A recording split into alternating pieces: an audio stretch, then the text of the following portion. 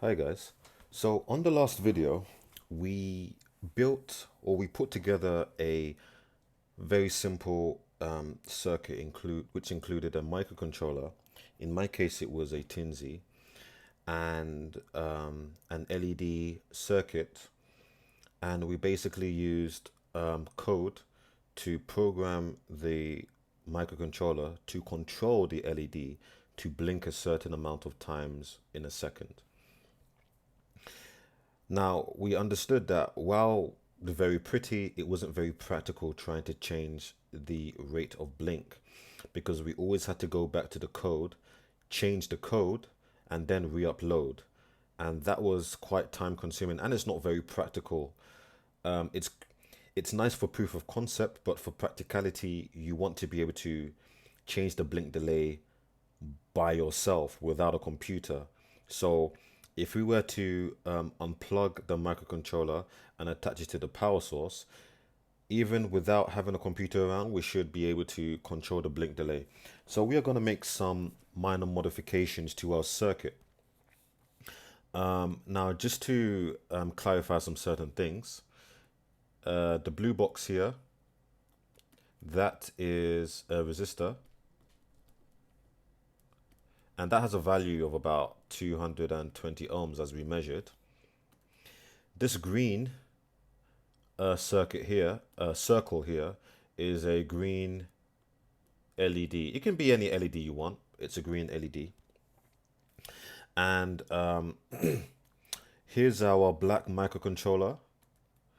So if I just put an arrow there, that's our microcontroller. This is what controls the behavior of the rest of our circuit on this circuit board.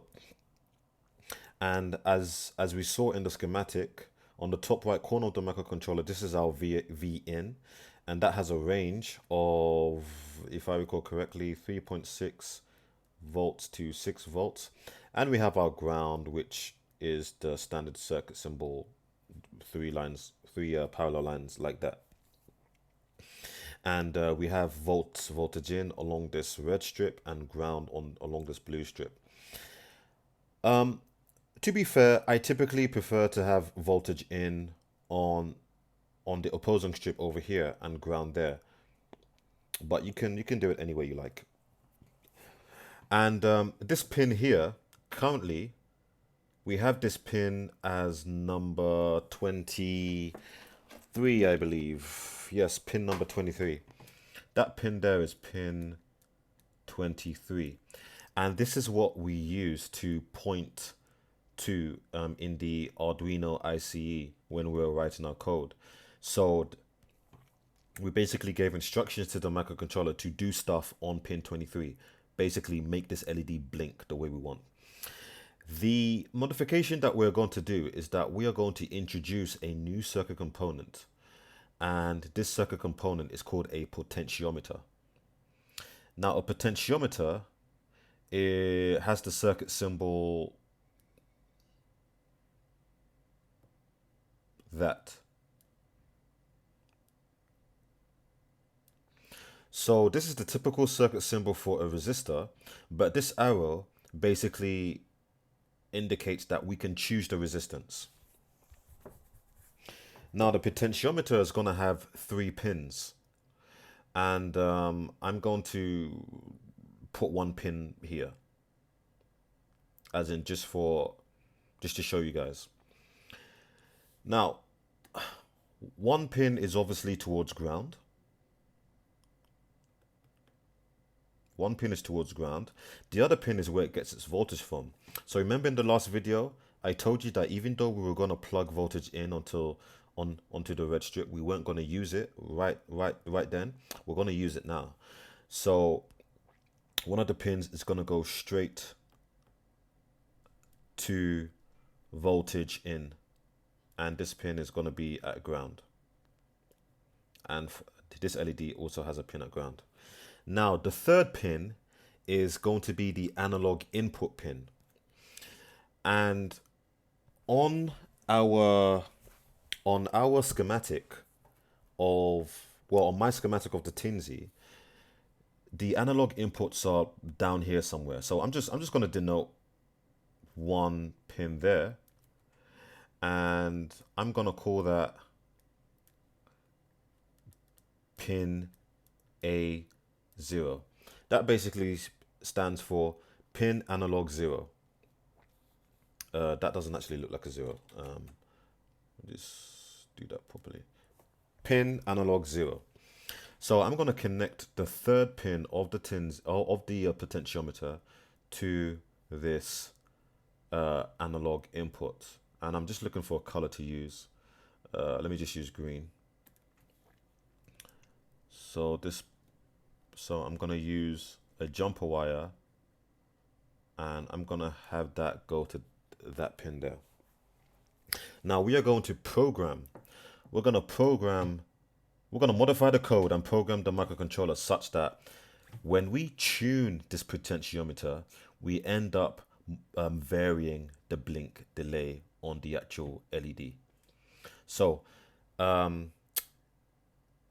let's put the circuit together, and then we will code what the circuit will do. So this is our original circuit, and as you can see, I haven't changed it at all. It's still got the LED. It's still got the LED.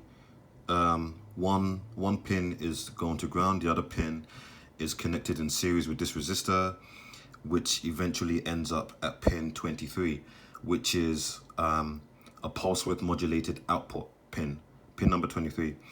I have voltage coming from the volts in of my microcontroller and making this whole strip live with voltage, and then my ground pin leads from my microcontroller to this blue side of the strip, which makes this whole strip ground.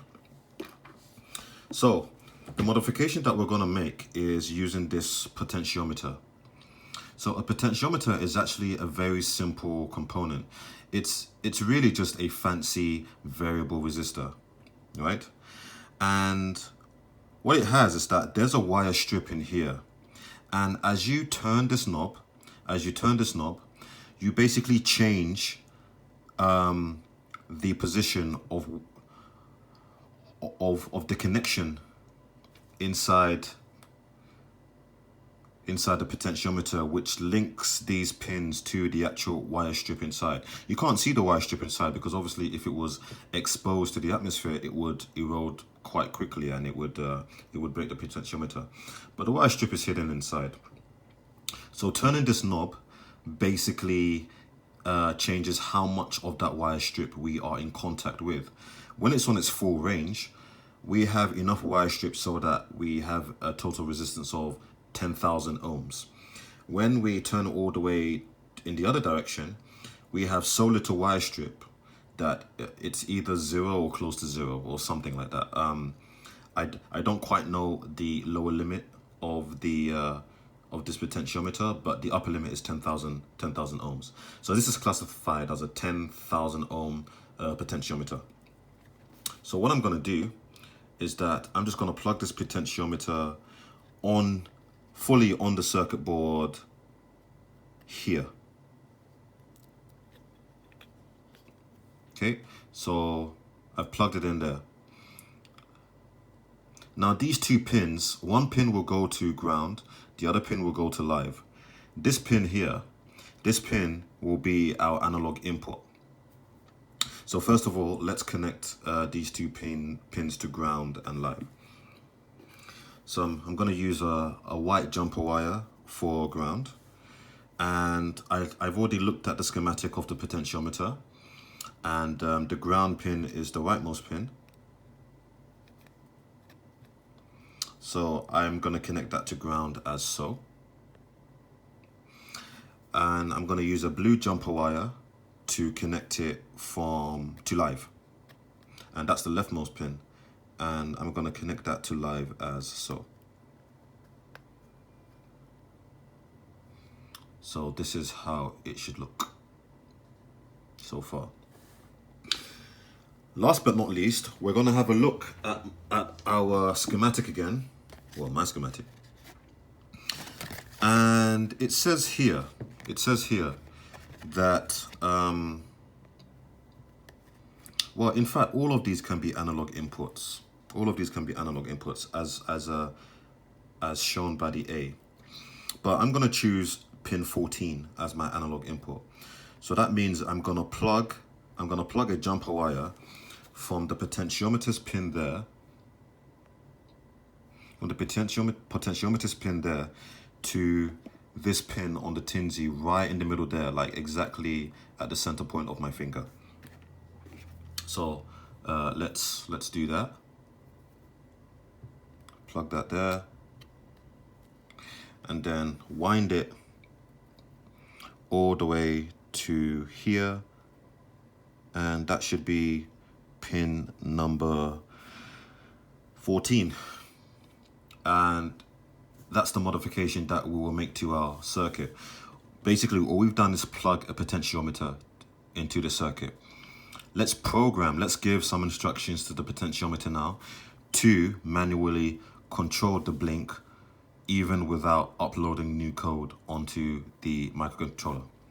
So this was our previous blink using time delay code that we wrote in the previous video to control the blink speed on the LED, and we are going to make some minor changes. So the first thing I'm going to do is that I'm going to copy this, open up a new sketch, and just paste that in, and then close this.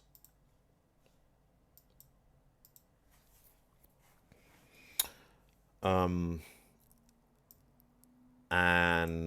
I'm going to make an edit in the comment here saying this time delay is controlled via a manual analog potentiometer. Okay, now we've already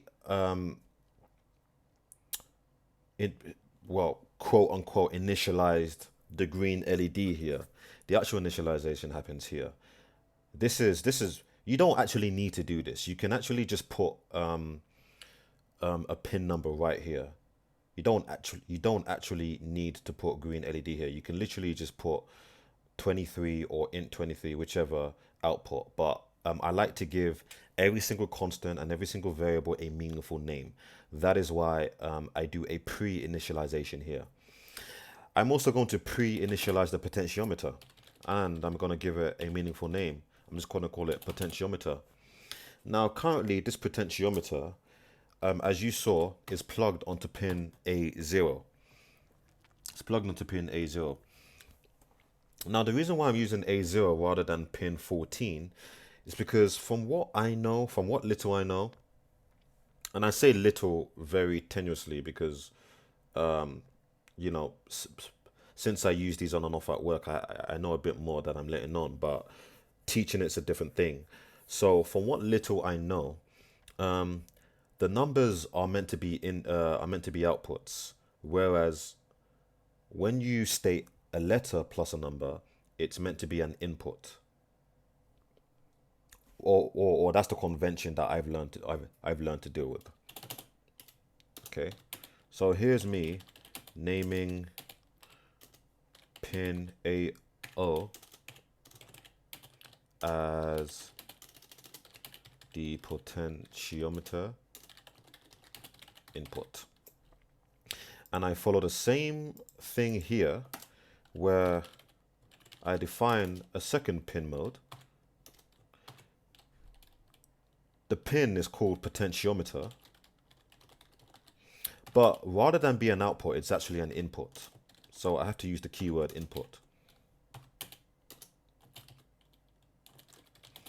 This particular pin is an input, so it gives instructions. Okay.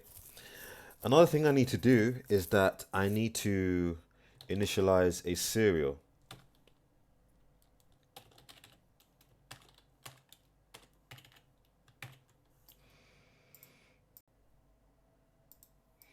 Now serial is the keyword that defines communications between the microcontroller and a component on the circuit. And the so-called port I've given it is 9600. So serial begin is basically me initializing communications. So initializing communication between microcontroller and component. Now, this will still run repeatedly, but with minor changes. However, before we do all of that, we need to write some code that basically allows the potentiometer to send instructions to the microcontroller, which would therefore affect the green LED. The first thing that we are going to do is that we are going to use the keyword serial. So that's the keyword for, communication. And we are going to print lines. And we are going to print lines based upon the potentiometer.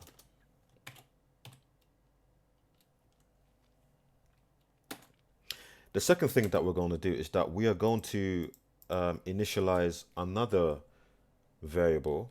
This will also be an integer. And we're going to call this integer potentiometer value. So basically what we're doing is that when we turn the potentiometer, a value of what number that we're on, or what resistance we have turned to on the potentiometer, will be relayed to the microcontroller. And this can only happen using the keyword analog read. And it's reading from the potentiometer. So the potentiometer value is read from the potentiometer using the keyword analog read. And we are going to use this value to define what the delay is. Okay. So all we're going to do right now is that we are going to take this value and then just plug it in there. Just plug it in there. Now, because it's a 10K resistor, these potentiometer values, I assume, should be able to go from 0 to 10,000. So if we twist the potentiometer to like 9,000, 9,000 would appear here, and the LED would be blinking.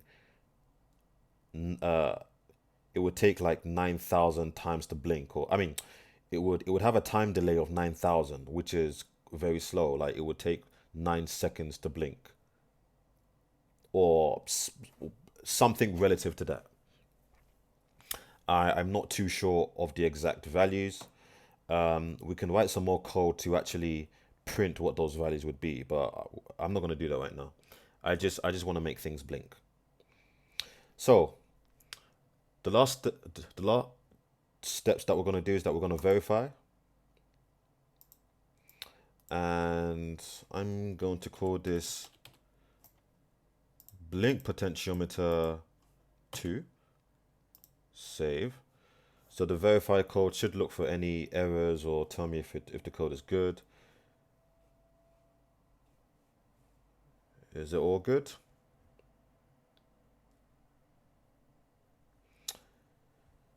It's taking its sweet time. It's all good. Great. So now I'm going to connect my microcontroller to my computer.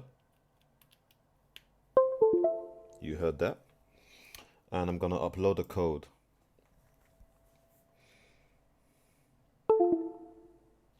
Okay.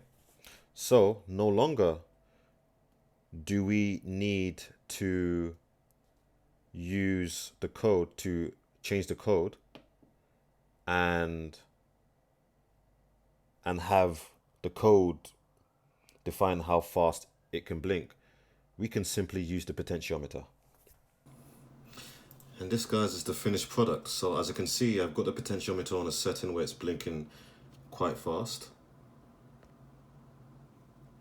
And if I twist it to slightly another setting, it blinks even slower. It's very, very sensitive. It's almost too sensitive. Just do it a bit on the side.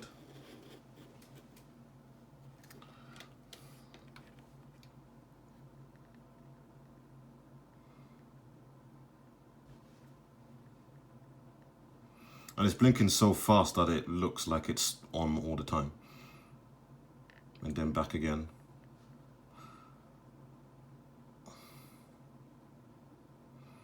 So sensitive. That's what I get for buying a cheap potentiometer.